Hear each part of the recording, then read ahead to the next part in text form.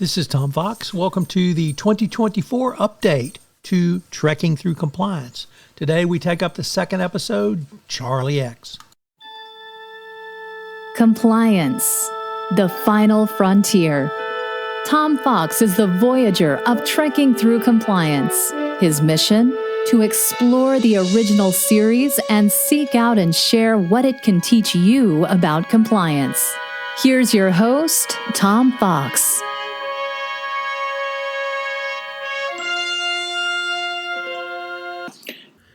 Episode 2, Charlie X.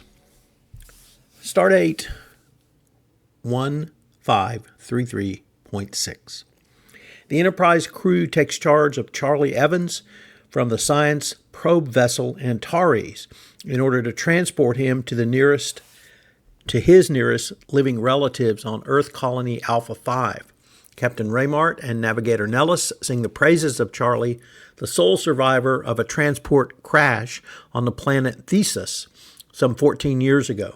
Charlie appears to be quite bright and has learned to talk from the crashed ship's data tapes. Before dropping Charlie off, Raymart and his crew bid the Enterprise what appears to be an unusually hastened adieu and return to their ship. On the Enterprise, Charlie tells McCoy that the crew of the science ship didn't like him and he wants people to like him. Charlie then proceeds to fall in love with Yeoman Janice Rand, and he pats her on her rump, which she objects to, and gives her a bottle of perfume. Charlie meets Rand later in the rec room where Spock is playing a Vulcan musical instrument and Uhura is attempting to sing.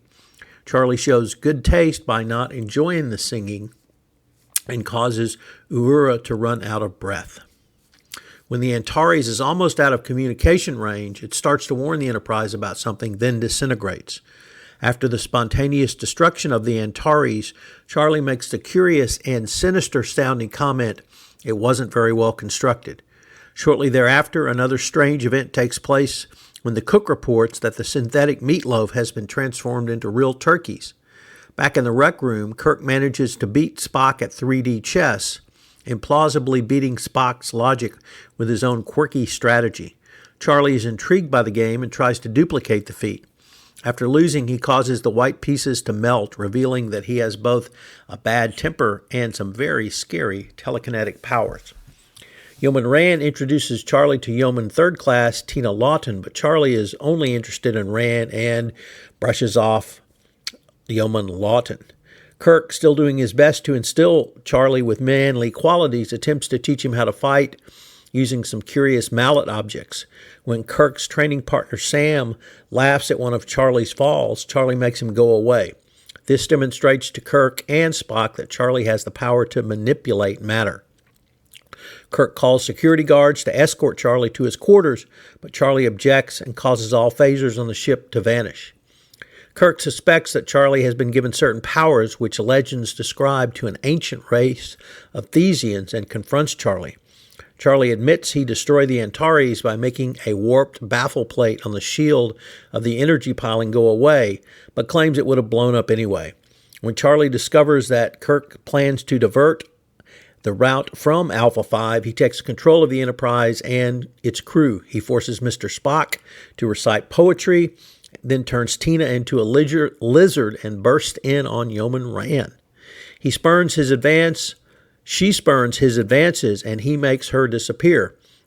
Kirk and Spock attempt to lock Charlie in a detention chamber, but to no avail. Charlie goes on a rampage, turning a young crew member into an old woman and removing the faces of some crew members who are laughing. Kirk, Bones, and Spock try to distract Charlie by overloading him with activity, but do not meet with success until a Thesian vessel approaches the Enterprise. The Thesians return Yeoman Rand, apologize to Kirk, and take Charlie away to live alone with them. This episode is troubling in many ways.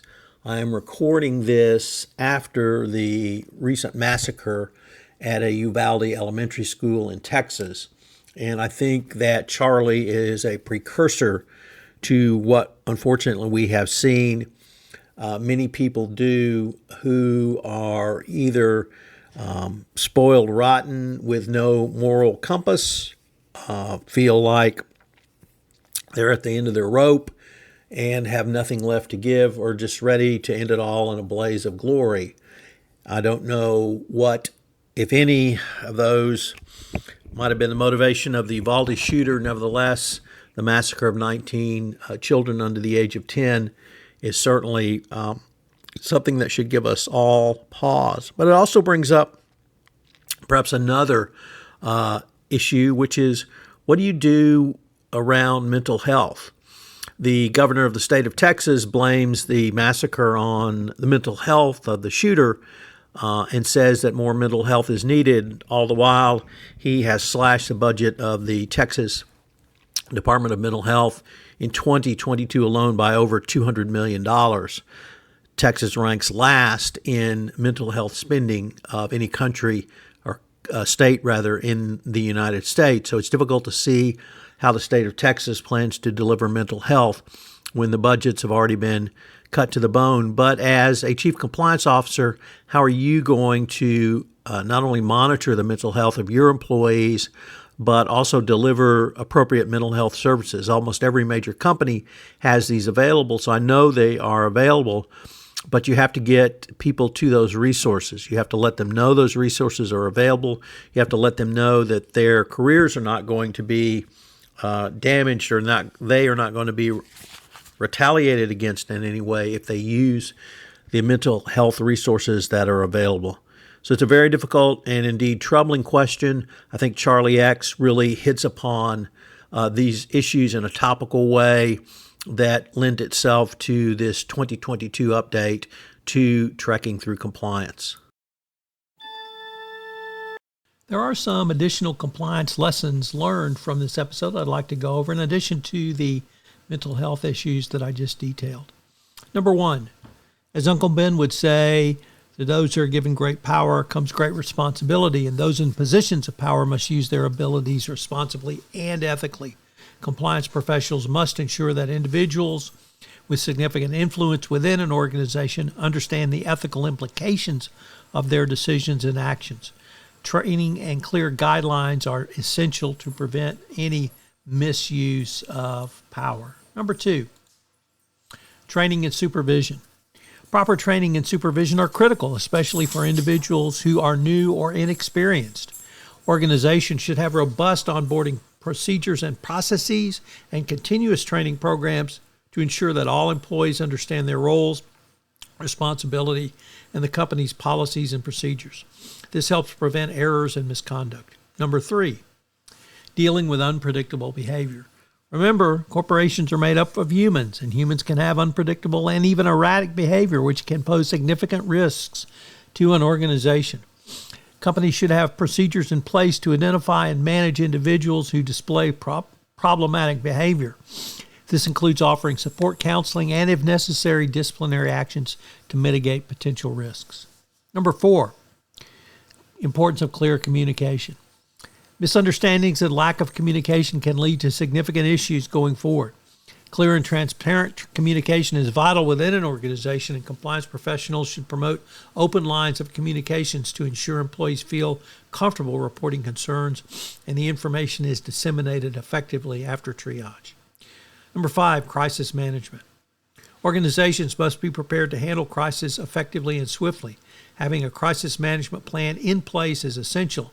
This includes identifying potential risks and creating response strategies, and training employees on how to react in emergency situations.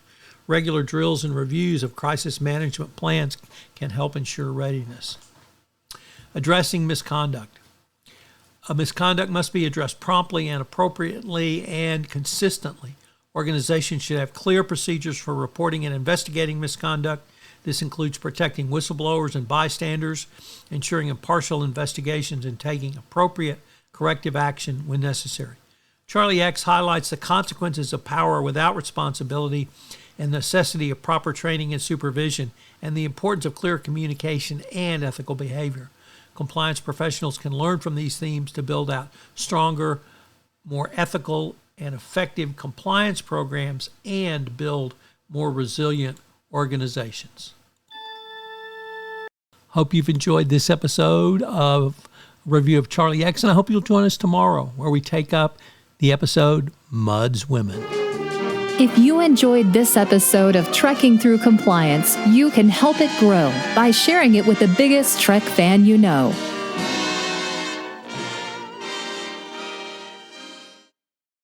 This podcast is a part of the C-Suite Radio Network. For more top business podcasts, visit c-suiteradio.com.